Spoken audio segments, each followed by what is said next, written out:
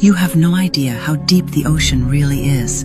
Most people swim without ever realizing what lies under their feet. Today, I'm going to show you just how terrifyingly deep the ocean really is, and how little we actually know about what's down there. Let's start simple. 40 meters deep. All the footage you're seeing now, it was filmed at this level. There's still light, still life, and this is the furthest most scuba divers will ever go. But here's something to remember. 99% of all ocean life lives in the first 200 meters. Everything below that is a different world. Now we dive to 500 meters. That's where whales go. Creatures the size of airplanes, 170 tons, dive this far. It's also where nuclear submarines reach their limit. Already the pressure here is deadly, like a polar bear pressing its full weight onto a coin. But we're nowhere near the bottom. At 1,000 meters, the light disappears. Complete darkness. You wouldn't survive a single toe in this zone. The pressure would crush you instantly. Nothing left to find, except monsters. This is where the giant squid appears, 14 meters long, 750 kilograms, and tentacles lined with blade-like suckers. And just a few hundred meters deeper, you enter the kingdom of the vampire squid. It bleeds dark blue, feeds on marine snow, and can shoot clouds of bioluminescent light from its arms. Still, we've only gone 10% of the way down. 2,000 meters beneath the surface. That's just 20% of the ocean's total depth. We can go way deeper. And what we find along the way? It's nothing short of unbelievable.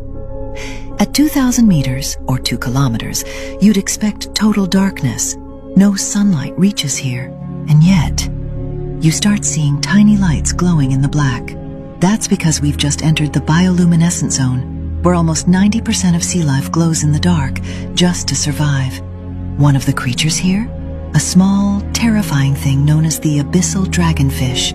But its teeth? 5 times sharper than a piranha's. Now let's drop down to 3,800 meters. This place is legendary because it holds the wreck of the Titanic. Yes, the real one, lying silent and broken nearly 4,000 meters deep. Keep going. We reach 5,000 meters and officially enter the abyss zone. If you thought we were deep before, this is just the average depth of the world's oceans. Life is barely hanging on.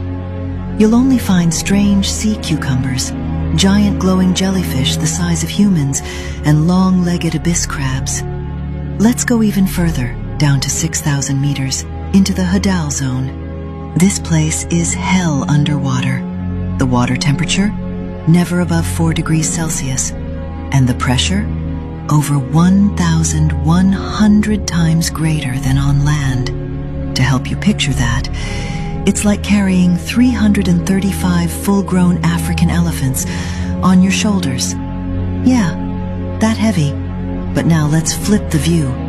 From the deepest point on Earth to the highest, Mount Everest, standing tall at 8,848 meters, the tallest thing we've got. And yet, Everest could fit inside some of the trenches in the ocean and still wouldn't reach the bottom.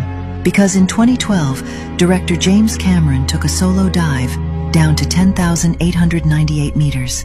He stayed there for 3 hours. He described it as a lunar desert. No life, no movement, just the sound of his sub creaking under pressure. And get this. Back in 1960, 2 men went even deeper. They reached 10,960 meters. That's nearly 11 kilometers straight down. To put that in perspective, that's the same altitude commercial planes fly at, but instead of soaring through clouds, they were sinking into black silence. So next time you jump into the ocean, just remember, you're swimming above a world almost no one has seen.